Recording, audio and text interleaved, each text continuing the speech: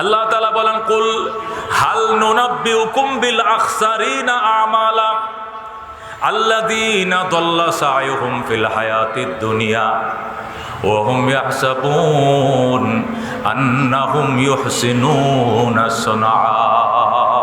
আল্লাহু আকবার বলেন। আল্লাহ বলেন, কুল, হে রাসূল আপনি বলে দেন, হাল নুনাব্বিউকুম বিল আখসারিনা আমালা, ও জগতের মানুষ, হে আমার উম্মত, তোমাদেরকে বলবো, সতর্ক করব, আমলের দিক থেকে কারা ক্ষতিগ্রস্ত। যারা জীবনে নেকের কাজ মনে করে, নবীর প্রেম মনে করে, ভালোবাসা মনে করে বহুত র্যালি করেছ, বহু স্লোগান দিয়েছ, মহব্বত আর ভালোবাসার জন্য 12 তারিখকে তুমি নির্ধারিত করেছো। ওই দিন গাড়ি চালাও নাই, ওই দিন হেল্পারি করো নাই, ওই দিন রিক্সা চালাও নাই, ওই দিন অফিসে যাও নাই, ওই দিন পল্টনের মাটি 1 কোমর নিশা করে ফেলছো মিছিল করে। তুমি মনে করেছো সোয়াব, এটা গুমরাহি। কথা কোন ঠিক কিনা? আল্লাযীনা দাল্লা সায়ুহুম ফিল হায়াতিদ দুনিয়া, যাদের প্রচেষ্টা, যার পরিশ্রম ভিতায় যাবে দুনিয়ার জীবনে। ওহুম ইয়াহসাবুন আন্নাহুম ইউহসিনুনা সুনআ, অথচ তারা ধারণা করে তারা ভালো কাজ করেছে। শয়তানে বুদ্ধি দেয় আমাদেরকে। হযরতে ঈসা আলাইহিস সালাম যদি 25শে ডিসেম্বর জন্ম নেওয়ার কারণে খ্রিস্টানরা 25শে ডিসেম্বরকে যিশু খ্রিস্টের জন্মদিন হিসাবে পালন করতে পারে, সরকারে ছুটি বুক করতে পারে, আড়ম্বর অনুষ্ঠান করতে পারে, হিন্দুরা যদি রামকৃষ্ণের জন্মদিন তারা পালন করতে পারে, বৌদ্ধরা যদি তাদের বৌদ্ধ ধর্মের গুরুর জন্মদিন পালন করতে পারে, তা আমরা রহমতুল্লিল আলামিন সাল্লাল্লাহু আলাইহি সাল্লামের জন্মদিনে র্যালি পালন করলে মৌলবীদের তো জ্বলে কেন? কথা কোন ঠিক কিনা? ওরা বলে, ওরে দোস্ত, কতক্ষণের জন্য মেনে নিলাম যে জন্মের দিন আনন্দ পালন করার যায়, আনন্দ পালন করা যায়, আনন্দ পালন করে আমাদের করার দরকার, কিন্তু আমাদেরকে তো ওই কথাটাও মনে রাখতে হবে। ঈসা আলাইহিস সালাম যেদিন জন্ম নিয়েছিলেন, উনি কি ওই দিনে ইন্তেকাল করেছেন? উনি এখন ইন্তেকাল করেন না, উনি কোথায় আছেন? চতুর্থ আকাশে। কথা কোন ঠিক কিনা? ওরা রামকৃষ্ণের জন্মদিন, যিশু খ্রিস্টের জন্মদিন পালন করে, জন্মাষ্টমীর দিন ছুটি পালন করে। আমি জানতে চাই, যেদিন রামকৃষ্ণের জন্মদিন ছিল ওই দিন কি যিনি ইন্তেকাল করেছেন, মারা গেছেন, এমন কোনো প্রমাণ আছে? গৌতম বুদ্ধের জন্মদিন পালন করে বৌদ্ধরা, বৌদ্ধ বিহারে আনন্দ উৎসব পালন করে। আমি জানতে চাই, গৌতম বুদ্ধের জন্ম যেদিন ছিল, মৃত্যু কি তাদের ওই দিনে ছিল? নয়, অবশ্যই নয়, খোঁজ নিয়ে দেখেন। কিন্তু অবাক করার ঘটনা, রব্বুল আলামিন, রব্বে কায়নাত তার বন্ধুকে যেদিন দুনিয়াতে পাঠাইছেন, এই দিনটা 12ই রবিউল আউয়াল ছিল কিনা সন্দেহ আছে। কেউ বলেছেন 8 তারিখ, কেউ বলেছেন 11 তারিখ, কেউ বলেছেন 12 তারিখ, কিন্তু আল্লাহর হাবিব যে ওই দিন 12ই রবিউল আউয়াল ইন্তেকাল করেছেন, এর মধ্যে কোনো সন্দেহ নাই। কথা কোন ঠিক কিনা? আল্লাহর হাবিব যেদিন জন্ম নিয়েছিলেন সেই দিন তো বাবাও নাই ঘরে। মানুষ জন্মের পরে এতিম হয়, তিনি মাতৃগর্ভে এতিম। কথা কোন ঠিক কিনা? মানুষ জন্ম নেওয়ার পরে বাপ হারাইলে তাকে এতিম বলে। আর আমার নবী তার মায়ের 6 মাসের গর্ভে, মায়ের পেটে, তখনই বাবা হারাইছেন। যিনি এতিম হইয়া জন্ম নিয়েছেন, জন্ম হওয়ার পরে এতিম হন নাই, সেই কুরের ঘরে জন্ম নেওয়া মুহাম্মদ, উনি নবী হবেন, রহমতুল্লিল আলামিন হবেন, বিশ্ব নবী হবেন, মানবতার দূত হবেন, এটা তো কেউ জানতো না। এই জন্য ওনার জন্মের তারিখটা কেউ লিখে রাখে নাই। এই জন্য পরবর্তীতে যখন মহামানব হলেন, পয়গম্বর হলেন, রহমতুল্লিল আলামিন হলেন, লাখো মানুষ তার উম্মত হলো, জানাজায় শরীক হলো, লক্ষ লক্ষ উম্মত। মৃত্যুর ডেটটা সবাই জানে, লিখে রাখছে, এটার মধ্যে ভুল হয় নাই। কিন্তু জন্মের তারিখে কি আছে, এটা স্বাভাবিক ইখতিলাফ হওয়ার। যখন আল্লাহর হাবিব রহমতুল্লিল আলামিন হলেন, তখন মক্কার মানুষ বলতেছে এই লোকের জন্ম মৃত্যুটা লিখে রাখার দরকার।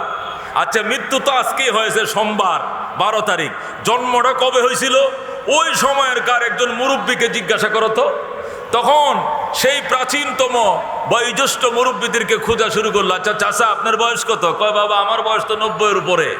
আচ্ছা, মুহাম্মদ সাল্লাল্লাহু আলাইহি সাল্লাম যিনি আল্লাহর নবী হয়ে ইন্তেকাল করেছেন দুনিয়ার থেকে, উনি যখন জন্ম নিয়েছিলেন তখন কি আপনি মক্কায় ছিলেন? কहाँ ছিলাম। আচ্ছা, উনি যেদিন জন্ম নিয়েছিল ওটা কি বার ছিল, তারিখ কি ছিল? কয় সম্ভবত ওই দিন শনিবার ছিল, রবিউল আউয়াল মাসের 11 তারিখ হওয়ার কথা। আরেকজনে কয় না, এদিন বুধবার ছিল, ওই দিন নবীর রবিউল আউয়ালের 8 তারিখ হওয়ার কথা। আরেকজনে কয় না, ওই দিন সোমবার ছিল, পয়গম্বরের ওই তারিখ ডেট ওই দিন 12 তারিখ হওয়ার কথা। কেউ বলে বুধবার, কেউ বলে শনিবার, কেউ বলে সোমবার, নানান কথা বলা শুরু করছে। কেন? আল্লাহর হাবিব যেদিন হাবিব হয়েছেন ওই দিন মানুষের চোখ খুলছে যে এখন ওনার জন্ম ডেটটা খুঁজে রাখা ভালো, জেনে রাখা ভালো। তখন মুরব্বীরা এক একজন এক একটা বয়স বলা শুরু করছেন। কিন্তু যেদিন তিনি ইন্তেকাল করেছেন 1.25 লক্ষ সাহাবায়ে কেরাম, ইন্তেকাল হয়েছে নবীজির সোমবারে, আর তার দাফন হয়ে গেছে বুধবার রাত্রে। কথা কোন ঠিক কিনা? এই জন্য দোস্ত, সেই রামকৃষ্ণের জন্ম, শ্রীকৃষ্ণের জন্মের সাথে, হযরত ঈসা আলাইহিস সালামের জন্মের সাথে, আর বৌদ্ধ বিহারে গৌতম বুদ্ধের জন্মের অনুষ্ঠানের সাথে, জন্মাষ্টমীর সাথে আমার নবীর জন্মাষ্টমী মিলাইলে হবে না। আমার নবী ওই দিন জন্ম নিয়েছিলেন, ওই দিন, এটার মধ্যে ইখতিলাফ থাকলেও ওই দিন যে তিনি ইন্তেকাল করেছেন এর মধ্যে বিন্দু পরিমাণ কোনো সন্দেহ নাই। মৃত্যুর দিনে কি মানুষ হাসে না কাঁদে? বলেন, মৃত্যুর দিনে মানুষ হাসে না কাঁদে? কাঁদে। হযরত আব্দুল্লাহ ইবনে যায়েদ ইবনে আব্দুর রাব্বি, আজকে উলামায়ে কেরাম একের পর এক, সে দুপুর থেকে বয়ান শোনাইতেছে, বয়ানগুলো রিপ্লাই হচ্ছে, আপনারা হয়তো আরো কারো মুখে শুনেও থাকতে পারেন। হযরত আব্দুল্লাহ ইবনে যায়েদ ইবনে আব্দুর রাব্বি রাদিয়াল্লাহু তাআলা আনহু হাল করতেছেন, চাষ করতেছেন, গম ক্ষেতের মাঝে গরু দিয়া চাষ করতেছেন শ্বাস। সেখানে সংবাদ শুনলে যে নবীজি ইন্তেকাল করেছেন, সাথে সাথে লাঙ্গল, জোয়াল, মই ছেড়ে দিলেন। ছেড়ে দিয়ে হাত বাড়িয়ে আল্লাহুম্মা যাহাব বাসারি, সাথে সাথে আকাশের দিকে হাত তুলে পয়গম্বরের বিরহ বেদনায় কাঁদতে শুরু করলে আল্লাহুম্মা যাহাব বাসারি হাত্তা লা আরা বাদা মুহাম্মাদিন সাল্লাল্লাহু আলাইহি সাল্লাম আহাদান। ও আমার আল্লাহ, আজকে থেকে আমি আব্দুল্লাহ ইবনে যায়েদ ইবনে আব্দুর রাব্বির চোখের জ্যোতি তুমি খেড়ে নিয়ে যাও, আমার চোখের দরকার নাই। আমি যেন এই চোখ দিয়া, যে চোখ দিয়া নবীকে দেখব না, এই চোখ দিয়া মায়ের দুনিয়ার আর কিছু দেখতে চাই না। আল্লাহু আকবার। আল্লাহর হাবিবের ইন্তেকালে কি পরিমাণ কাতর হলে তিনি নিজের চক্ষু আল্লাহকে দিয়া দিলেন। ওয়াকাদ ইস্তাজাব আল্লাহু দুআ, সাথে সাথে আল্লাহ তার দোয়া কবুল করলেন, সে অন্ধ হয়ে গেল। ফাসারা আমা, সে অন্ধ হয়ে গেল। এরা ছিল নবীর মহব্বত, এরা ছিল নবীর আশেক। কথা কোন ঠিক কিনা? মুহতারাম হাজিরিন, আল্লাহর হাবিবের এক একটা আশেকের অবস্থা বললে আমাদেরকে অনেকেই বলে, কয় ঠিক আছে হুজুর, 12 তারিখ গেলেন না পল্টনে, মিছিলটা করলেন না, আমাদেরকে করতেও দিলেন না, বাদ বাকি মহব্বত তো নবীর থাকার দরকার ছিল, আপনাদের ভিতর মহব্বত পাই না। আরে দোস্ত, মহব্বত ছাড়া এতাআত হয় না কোনোদিন। কথা ঠিক কিনা? আমাদের ভিতরে এতাআত আছে কিনা দেখো। মহব্বত ছাড়া কোনোদিন এতাআত হয় না। নবীর মহব্বত না থাকলে গালে দাড়ি রাখতাম না, নবীর মহব্বত না থাকলে পকেটে মেসওয়াক রাখতাম না, নবীর মহব্বত না থাকলে দস্তরখান বিছায় খানা খাইতাম না, পয়গম্বরের মহব্বত না থাকলে আজান দিয়ে নামাজ পড়তাম না, নবীর মহব্বত না থাকলে ডিলাকুলু ইস্তেমাল করতাম না, আল্লাহর হাবিবের মহব্বত না থাকলে দুরুদ ও সালাম পড়তাম না। কথা ঠিক কিনা? মহব্বত তো ওইটাই, যে মহব্বতের কারণে এতাআত আছে, ওইটাকে বলে মহব্বত। যে মহব্বত শুধু মিঠা মিঠা, এতাআত নাই, এতাআত ছাড়া মহব্বত, এটা ভণ্ডামি ছাড়া আর কিছু নয়। কথা ঠিক কিনা? ওই মহব্বত আল্লাহর কাছে গ্রহণযোগ্য যে মহব্বতের সাথে থাকবে এতাআত। কথা ঠিক কিনা? আল্লাহর হাবিব সাল্লাল্লাহু আলাইহি সাল্লামকে আমরা মহব্বত করে নিতে করে কারা? আল্লাহর হাবিবকে নিয়ে যখন ব্যঙ্গ করে, সবার আগে কওমি উলামায়ে কেরাম জীবনের ঝুঁকি নিয়ে ময়দানে ঝাঁপিয়ে পড়ে। রাত্রে আল্লাহর হাবিবকে নিয়ে ব্যঙ্গ করলে দিনের অপেক্ষা কওমি উলামায়ে কেরাম করে না, রাত্রেই মিছিল বের করে। কথা ঠিক কিনা? কিন্তু ওই দিন ওই হালুয়া রুটি খানেওয়ালারা, মিছিল মিটিং করনেওয়ালারা ওই দিন কোনো প্রতিবাদ করে না। কথা ঠিক কিনা? ওই দিন প্রতিবাদ করে উলামায়ে কেরাম। দোস্ত, আল্লাহর হাবিব সাল্লাল্লাহু আলাইহি সাল্লামের সাহাবায়ে কেরাম আল্লাহর হাবিবকে যেভাবে মহব্বত করেছেন, এর চেয়ে বেশি, আরো বেশি মহব্বত করেন না লোক যদি কেউ বলে এরা মিথ্যাবাদী, প্রতারক। কথা ঠিক না? সাহাবায়ে কেরামের মতো মহব্বত অন্য কেউ আল্লাহর হাবিবকে করতে পারবে না। কথা ঠিক না? রাহমাতুল্লিল আলামিন সাল্লাল্লাহু আলাইহি সাল্লামের এক সাহাবী, রাসূলের ভাইয়েরা পুত্র, ভাইয়েরার ছেলে, হযরতে আব্দুল্লাহ ইবনে জুবাইর রাদিয়াল্লাহু তাআলা আনহু, হযরতে আসমার ছেলে, নবী আলাইহিস সালাম বিয়ে করছেন আয়েশা রাদিয়াল্লাহু তাআলা আনহাকে, আর জুবাইর বিয়ে করছে আসমাকে। আসমা আর আয়েশা আবু বকরের মেয়ে, একজন আরেকজনের থেকে 10 বছরের ছোট বড়।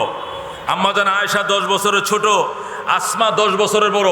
আসমাকে বিবাহ করছেন জুবায়ের রাদিয়াল্লাহু তাআলা আনহু, আসমাকে আর আয়েশাকে বিবাহ করেছেন আল্লাহর হাবিব নিজে। সেই আসমার ঘর থেকে যে ছেলে হয়েছিল, ওই ছেলের নাম আব্দুল্লাহ ইবনে জুবায়ের রাহমাতুল্লিল আলামিন সাল্লাল্লাহু আলাইহি সাল্লাম সিংহা লাগাইলেন। সিংহা লাগানোর কারণে নষ্ট রক্ত, এই যে কালো যে রক্তটা রক্ত থেকে বের হলো, আব্দুল্লাহ ইবনে জুবায়েরকে এটা পাতায় দিয়ে বলেন, জুবায়ের এই রক্তটা পয়গম্বরের রক্ত, মাটির নিচে পুঁতে রাখো। আব্দুল্লাহ ইবনে জুবায়ের রক্ত নিয়ে চোখের আড়ালে গেলেন। অনেকক্ষণ পরে আসলেন, নবীজি জিজ্ঞাসা করলেন, রক্ত পুঁতে রেখেছো তো? হুজুর পুঁতে রেখেছি। কোথায়? আপনি তো মনে হয় বলেছিলেন মাটিতে পুঁতে রাখার জন্য, আমি পেটের ভিতরে পুঁতে রেখেছি। যেরকম আল্লাহু আকবার। ওগো আল্লাহর হাবিব, আপনার গায়ের রক্ত এটা মাটিতে পুঁতে রাখবো, এটা আমার দ্বারা সম্ভব নয়। আমি মুখ দিয়ে গিলে নিজের পেটের মধ্যে কলিজার মধ্যে পুঁতে রেখেছি। যেরকম আল্লাহু আকবার। একে বলে মহব্বত। আল্লাহর হাবিব সাল্লাল্লাহু আলাইহি ওয়াসাল্লাম বলেছিলেন, আব্দুল্লাহ রে তোরে কি বলবো, লান তামাসসাকান নার। আব্দুল্লাহ, এ আব্দুল্লাহ ইবনে জুবায়ের, পয়গম্বরের রক্ত যার গায়ে ঢুকছে তোকে কোনোদিন জাহান্নামের আগুন স্পর্শ করবে না। যেরকম আল্লাহু আকবার। দোস্ত, একে বলে মহব্বত। আল্লাহর হাবিব সাল্লাল্লাহু আলাইহি ওয়াসাল্লামের কফলে লোহার কড়া ঢুকছে, লোহার কড়া উহুদের ময়দানে। আল্লাহর হাবিব সাল্লাল্লাহু আলাইহি ওয়াসাল্লাম আবু বকরকে বলেন, আবু বকর অনেক যন্ত্রণা করতেছে, আমার কপাল দিয়ে দুটো কড়া ঢুকছে, একটা কড়া ওই দিক দিয়ে ঢুকে আছে আর দুটো দাঁত ভেঙে ফেলেছে। আল্লাহু আকবার। এইগুলো বের করার ফিকির করো। আবু বকর অস্থির হয়ে গেলেন, কিভাবে এই কড়া বের করবেন। আল্লাহু আকবার। হযরতে সাদ ইবনে আব্দুল্লাহ, আল্লাহর হাবিব সাল্লাল্লাহু আলাইহি ওয়াসাল্লামের কলিজার টুকরা সাহাবী, আশারায়ে মুবাশশারা 10 জন। কয়জন? আবু বকর ফিল জান্নাহ, ওমর ফিল জান্নাহ, উসমান ফিল জান্নাহ, আলী ফিল জান্নাহ, তালহা ফিল জান্নাহ, জুবায়ের ফিল জান্নাহ, সাদ ইবনে আবি ওয়াক্কাস ফিল জান্নাহ, আব্দুর রহমান ইবনে আউফ ফিল জান্নাহ, আবু উবাদা ইবনে জাররাহ ফিল জান্নাহ, সাদ ইবনে আবি ওয়াক্কাস ফিল জান্নাহ, আব্দুল্লাহ সাদ ইবনে আবি। তাহলে আবু বকর ফিল জান্নাহ, ওমর ফিল জান্নাহ, উসমান ফিল জান্নাহ, আলী ফিল জান্নাহ, তালহা ফিল জান্নাহ, জুবায়ের ফিল জান্নাহ, সাদ ইবনে আবি ওয়াক্কাস ফিল জান্নাহ, সাঈদ ইবনে যায়েদ ফিল জান্নাহ, আবু উবাদা ইবনে জাররাহ ফিল জান্নাহ, আব্দুর রহমান ইবনে আউফ ফিল জান্নাহ। যেরকম আল্লাহু আকবার।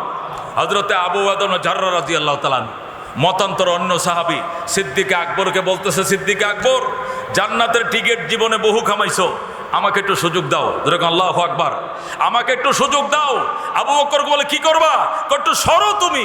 শেষ আবু বকরকে সরাইয়া দিয়া পয়গম্বরের কপালে যে লোহার কড়া ঢুকছিল, কড়ার মধ্যে কামড় দেয়া, ডাইন পাশের দাঁত দিয়ে কামড় দেয়া ধরছে, এমন জোরে আল্লাহু আকবার করে টান দিছে, লোহার কড়াও বের হয়েছে, নিজের দাঁতের প্রেমও ভেঙে গিয়েছে। যেরকম আল্লাহু আকবার। কড়া বের হয়েছে, দাঁতও বের হয়ে গেছে, তারপরেও সে খুশি। আবু বকর বলে, আলহামদুলিল্লাহ, একটা তো বের হয়ে গেল। এ আবু উবাইদুল জাররাহ, একটা তো বের হয়ে গেছে, ওইটাও বের হবে ইনশাআল্লাহ। দাঁত যে ভেঙে গেল, পয়গম্বরের মাথার কড়া বের করতে গিয়ে দাঁত বের করেছে, আমি ধন্য হয়েছি। যেরকম আল্লাহু আকবার। এবার বাম পাশের ছাপার মারি দিয়া আরেকটা কড়া টান দিয়া যখন বের করলো, কড়াও লোহার কড়াও বের হয়ে আসলো। আবার আবু উবাইদুল জাররাহর বাম পাশের দাঁতের প্রেমও ভেঙে গেল। তারপরে দুটোটা কড়া বের করার পর পয়গম্বর মাথা দিয়া সি করে যখন রক্ত ছুটছে, একদিক দিয়ে নবীর মাথার রক্ত, আরেক দিক দিয়ে আবু উবাইদুল জাররাহর দাঁত ভাঙা রক্ত, দুই রক্ত পয়গম্বরের মাথা মোবারক লাল হয়ে গেছে। হযরতে মালিক বিন সিনান রাদিয়াল্লাহু তাআলা আনহু, আবু উবাইদা তোর কাম তো বানাই ফেলাইছো, আবু বকরও কাম বানায় ফেলছে, তুইও বানাইলে, আমারে কিছু করতে দে, আমি নবীর মাথার রক্তটা পরিষ্কার করি। মনে করছে কোনো কাপড় দিয়ে পরিষ্কার করবো, সোজা মুখ লাগাইয়া এমন ভাবে টান দিল, গোটা মাথার রক্ত সব খেয়ে ফেলছে। যেরকম আল্লাহু আকবার। হযরত মালিক বিন সিনান, রবিজির কলিজার টুকরা সাহাবী, এমনি জিব্বাতে চাইটা চুইসা পোড়া রক্ত খেয়ে ফেললো। আল্লাহর হাবিব সাল্লাল্লাহু আলাইহি ওয়াসাল্লাম দৃশ্যটা দেখলেন আর বললেন, মালিক রে, মালিক বিন সিনান, তোরে কি পুরস্কার দেই? লান তামাসসাকান নার, যা বেটা, পয়গম্বর ঘোষণা দিয়ে দিলাম, জাহান্নাম কোনোদিন তোরা ছুঁইবে না, ধরবে না, তোরা স্পর্শ করবে না। যেরকম আল্লাহু আকবার। দোস্ত, আল্লাহর হাবিব সাল্লাল্লাহু আলাইহি ওয়াসাল্লামের মহব্বতের গল্প, এগুলো মহব্বত, এগুলো মহব্বত। নবী আলাইহিস সালাম, এই আল্লাহর হাবিব সাল্লাল্লাহু আলাইহি ওয়াসাল্লাম ফতে মক্কা এর সময় স্বপ্ন দেখেছিলেন বাইতুল্লাহ জিয়ারত করবেন। বাইতুল্লাহ জিয়ারতে গেলেন, ব্যারিকেড দিল আবু সুফিয়ানের বাহিনী।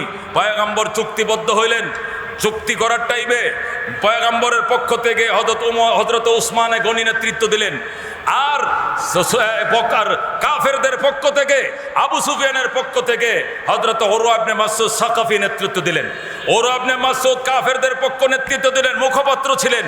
আর হযরত উসমান গনি সাহাবায়ে কেরাম নবী আলাইহিস সালামের পক্ষ থেকে মুখপাত্র ছিলেন। হযরতে মুহাম্মদুর রাসূলুল্লাহ সাল্লাল্লাহু আলাইহি ওয়াসাল্লাম যখন চুক্তি সম্পন্ন করে মদিনায় রওনা দিয়েছেন, আবু সুফিয়ান জিজ্ঞেস করে, ওরা ইবনে মাসউদ সাকাফি, কেমন হইল ঘটনাটা? ঘটনা বেশি ভালো হয় নাই। হে নেতা, কাজটা বেশি ভালো করেন নাই। কেন? কাজটা ভালো করেন নাই। 11 দিনের পথ, মদিনার থেকে মক্কা 11 দিনের পথ পার হয়ে হেরেমে ঢুকছে, যেখান থেকে আল্লাহর ঘরের কালো গিলাপ দেখা যায়। এই সব দেখার পরেও তাকে হেরেমে ঢুকতে দিলেন না, রিটার্ন পাঠিয়ে দিছেন। যাও, এবছর চলে যাইতে হবে, আগামী বছর আসতে হবে, এত লোক সঙ্গে আনা যাবে না, 3 দিনের বেশি থাকা যাবে না, ঢাপের ভিতরে তরবারি লুকিয়ে আনতে হবে। মদিনার কেউ মক্কায় আসলে ফেরত দেব না, মক্কার কেউ মদিনায় গেলে রিটার্ন পাঠাইতে হবে। এই চুক্তি 10 বছর বলবৎ থাকবে। এই যে অবান্তর চুক্তি করে মোহাম্মদকে রিটার্ন পাঠাইলেন, কাজটা ভালো করেন নাই। আবু সুফিয়ান বলে, কাজটা ভালো করলাম না মানে তুই কি মুসলমান হয়ে যালি? মুসলমান হয়ে গেলি নাকি? হ্যাঁ, ওরা ইবনে মাসউদ সাকাফি, তোর সুর তো ভালো না, তুই দেখা যায় মোহাম্মদের দালালিতে লেগে গেছস। মুসলমান হই নাই, মুসলমান যদি হই আগে আপনি হবেন, পরে আমি হব ইনশাআল্লাহ। ধরে আল্লাহু আকবার। আবু সুফিয়ান, মুসলমান আপনি হবেন আগে, পরে হব আমি। কাজটা ভালো করেন নাই। কেন? কয়, আপনার মুখপাত্র হিসাবে আমি ওরা ইবনে মাসউদ সাকাফি, আপনার মুখপাত্র শুধু নই, আবু জেহেলের মুখপাত্র ছিলাম, মক্কার নেতাদের মুখপাত্র ছিলাম, দেশ বিদেশ সফর করেছি। আমি রোম সম্রাটের সাথে কথা বলেছি, পারস্য সম্রাটের সাথে কথা বলেছি, আবেসিনিয়ার রাজাদের সাথে কথা বলেছি, বিভিন্ন প্রতিনিধি দল প্রতিনিধিদের সাথে আমি কথা বলি। নেতাকে এইভাবে মানতে পৃথিবীতে দেখি নাই। আমি কিছুক্ষণ মোহাম্মদের দরবারে ছিলাম, উসমানে গনির সাথে চুক্তিপত্র নিয়ে কথা বলতেছিলাম। যেভাবে মোহাম্মদকে মানতে দেখেছি সাহাবায়ে কেরামকে, এইরকম নেতাকে পরাজিত করা আমাদের পক্ষে সম্ভব নয়। আল্লাহু আকবার। মুহাম্মদ সাল্লাল্লাহু আলাইহি সাল্লাম, ওরা ইবনে মাসউদ সাকাফি বলে, মোহাম্মদ যদি থুতু ফেলে, এই থুতু খাওয়ার জন্য তার ভক্তরা পাগল হয়ে যায়। সাহাবীরা এই থুতু হাতের মধ্যে নেয়, নিয়ে কি বুকে মাখবে না মুখে মাখবে না গিলে ফেলবে, দেওয়ানা হয়ে যায়। যে নেতার থুতু খাওয়ার জন্য, যে নেতার স্যাপ গিলার জন্য কর্মীরা পাগল হয়ে যায়, এই নেতৃত্বকে কোনোদিন চ্যালেঞ্জ করা যায় না।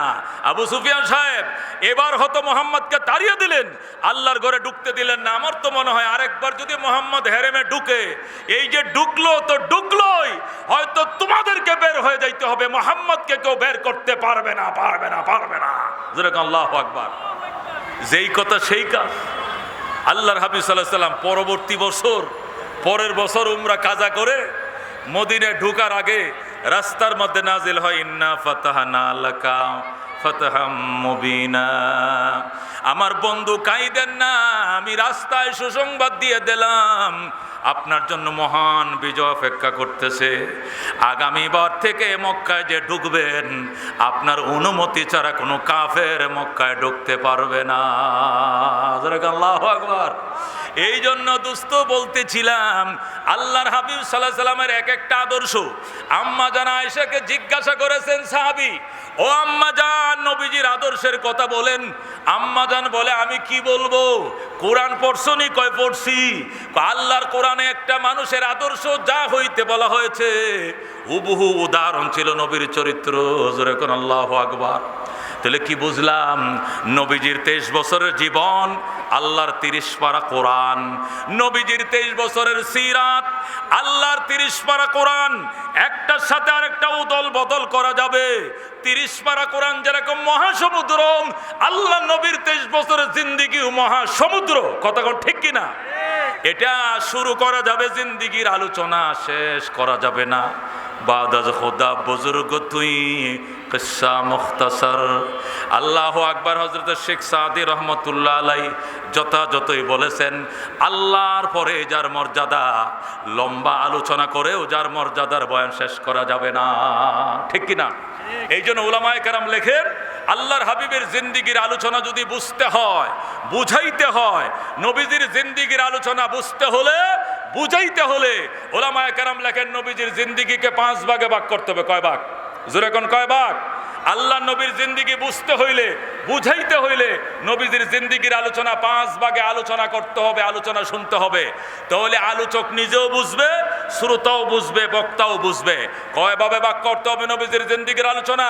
5 ভাগে। 23 বছরের জীবনকে পাঁচ ভাগে ভাগ করতে হবে, তাহলে নবীজির জিন্দেগির আলোচনা গুছায়া বলা যাবে। 1 নম্বর মিলাদুন নবী সাল্লাল্লাহু আলাইহি সাল্লাম, 2 নম্বর সিরাতুন নবী সাল্লাল্লাহু আলাইহি সাল্লাম, 3 নম্বর মেরাজুন নবী সাল্লাল্লাহু আলাইহি সাল্লাম, 4 নম্বর হিজরাতুন নবী সাল্লাল্লাহু আলাইহি সাল্লাম, 5 নম্বর গজওয়াতুন নবী সাল্লাল্লাহু আলাইহি সাল্লাম। যেরকম সুবহানাল্লাহ।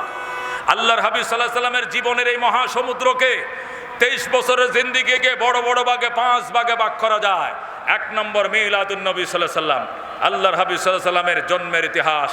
তিনি কবে জন্ম নিয়েছিলেন, কার ঘরে জন্ম নিয়েছিলেন, কোথায় জন্ম নিয়েছিলেন, কিভাবে জন্ম ছিলেন, জন্মের আগে পরে সিমটনগুলো কেমন ছিল, তার বাবার কি নাম ছিল, তার মায়ের কি নাম ছিল, জন্মস্থান কোথায় ছিল, জন্মভূমি কোনটা ছিল, জন্মের টাইম কি ছিল, ইংরেজি মাস কি ছিল, আরবি মাস কি ছিল, বিস্তারিত আলোচনাকে বলা হয় মিলাদুন নবী সাল্লাল্লাহু আলাইহি সাল্লাম। কথা ঠিক কিনা? 2 নম্বর সিরাত, আল্লাহর হাবিব সাল্লাল্লাহু আলাইহি সাল্লাম আনিত চরিত্র, ইস্তেনজাখানার থেকে নিয়ে বাইতুল্লাহর হজ পর্যন্ত, ঘুম থেকে উঠার থেকে নিয়ে আরেকবার ঘুম যাওয়া পর্যন্ত, মাথার তলার থেকে নিয়ে পায়ের তলা পর্যন্ত আল্লাহর হাবিব সাল্লাল্লাহু আলাইহি সাল্লাম যত আদর্শ উম্মতের নেজাতের জন্য নিয়ে আসছেন, এ টু জেড আদর্শকে বলা হয় সিরাতুন নবী সাল্লাল্লাহু আলাইহি সাল্লাম। 3 নম্বর মেরাজুন নবী সাল্লাল্লাহু আলাইহি সাল্লাম, নবীজির মেরাজ, এটা আল্লাহর হাবিবের জীবনের আলোচনার একটা আলোচ্য বিষয়। মেরাজ নিয়ে আলোচনা করলেও একদিনে শেষ করা যাবে না, 2-4 দিন লাগবে, 2-4 সপ্তাহ লাগবে। 4 নম্বর হিজরাতুন নবী সাল্লাল্লাহু আলাইহি সাল্লাম, নবীজির হিজরত। কাফেরদের অত্যাচার সইতে না পেরে রাতের অন্ধকারে সিদ্দিক আকবরকে সাথে নিয়ে পয়গম্বর বাইতুল্লাহ শেষ বিদায় নিয়ে মক্কা ছেড়ে মদিনা চলে গিয়েছিলেন। এটা নবীজির জিন্দেগির আলোচনা 4 নম্বর আলোচ্য বিষয়। 5 নম্বর আলোচ্য বিষয় হলো আল্লাহর হাবিব সাল্লাল্লাহু আলাইহি ওয়াসাল্লাম গজওয়াতুন নবী সাল্লাল্লাহু আলাইহি ওয়াসাল্লাম, নবীজির যুদ্ধের জীবন। বঙ্গবন্ধু শেখ মুজিবুর রহমান একটা যুদ্ধের নেতৃত্ব দিয়া মাঝখানে আবার পাকিস্তান ভোলা যায়। কথা ঠিক কিনা? মাঝখানে জীবন রক্ষার জন্য আবার পালিয়ে যায়। এক যুদ্ধের নেতৃত্ব দিয়ে যদি জাতির জনক হতে পারে, রহমতুল্লিল আলামিন সাল্লাল্লাহু আলাইহি সাল্লাম 27টা যুদ্ধ নেতৃত্ব দিয়েছেন ময়দানে। কথা ঠিক কিনা? 65টা যুদ্ধ পরিচালনা করেছেন। 65টা যুদ্ধের মধ্যে 27টা যুদ্ধে নিজে কমান্ডার ছিলেন ময়দানে। বাকি যুদ্ধগুলোতে আল্লাহর হাবিব সাহাবায়ে কেরামকে নেতৃত্ব দিয়ে যুদ্ধ চালিয়েছেন। একটা যুদ্ধে নেতৃত্ব দিলে যদি সর্বযুগের সর্বকালের শ্রেষ্ঠ বাঙালি হতে পারে, আল্লাহর হাবিব সাল্লাল্লাহু আলাইহি সাল্লাম 65টা যুদ্ধে নেতৃত্ব দিয়েছেন। উনি তামাম পৃথিবীর শ্রেষ্ঠ নবী, উম্মতের শ্রেষ্ঠ নবী হবে না কেন? কথা ঠিক কিনা? এই জন্য দোস্ত ভাইও আমাদেরকে উপলব্ধি করতে হবে আল্লাহর হাবিব সাল্লাল্লাহু আলাইহি সাল্লামের মহব্বত এটা শুধু মুখের বিষয় নয়, এটা বুকের বিষয়। কথা ঠিক কিনা? নবীজির মহব্বত এটা মুখে দেখানোর বিষয় নয়, এটা বুকে দেখানোর বিষয়। আল্লাহর হাবিব সাল্লাল্লাহু আলাইহি সাল্লামের মহব্বতে দাড়িটা রাখতে পারলা না, পয়গম্বরের মহব্বতে মাথায় টুপি দিতে পারলা না, আল্লাহর হাবিবের মহব্বতে সুন্নতে এটা জামা পরার তৌফিক তোমার কপালে হলো না, আর তুমি পয়গম্বরের মহব্বত দেখাও, এটা মহব্বত নয়, এটা অভিশাপ। কথা ঠিক কিনা? এই জন্য ভাই ও দুস্তর বুজুর্গ, আল্লাহর হাবিব সাল্লাল্লাহু আলাইহি সাল্লামের সিরাতের আলোচনা বিদগ্ধ উলামায়ে কেরাম, এদেশের বরেণ্য উলামায়ে কেরামের সংগঠন জাতীয় ওয়াইজ পরিষদের পক্ষ থেকে বিদগ্ধ উলামায়ে কেরামকে দাওয়াত করে আপনাদেরকে নবীজির সিরাতের আলোচনা শোনানো হচ্ছে। সেই দুপুর থেকে শুরু হয়েছে। আল্লাহ চাহে তো কর্তৃপক্ষ যতক্ষণ মনে করে, যতক্ষণ আলোচক থাকবে তারা 10টা 11টা পর্যন্ত শোনাবে। আমরা শেষ পর্যন্ত শুনতে রাজি আছি তো ইনশাআল্লাহ। আল্লাহ রাব্বুল আলামিন আমাদেরকে আমল করার তৌফিক দান করুক, আমিন। ওয়া আখিরু দাওয়ানা আনিল হামদুলিল্লাহি রাব্বিল আলামিন। আসসালামু আলাইকুম ওয়া রাহমাতুল্লাহি ওয়া বারাকাতুহু।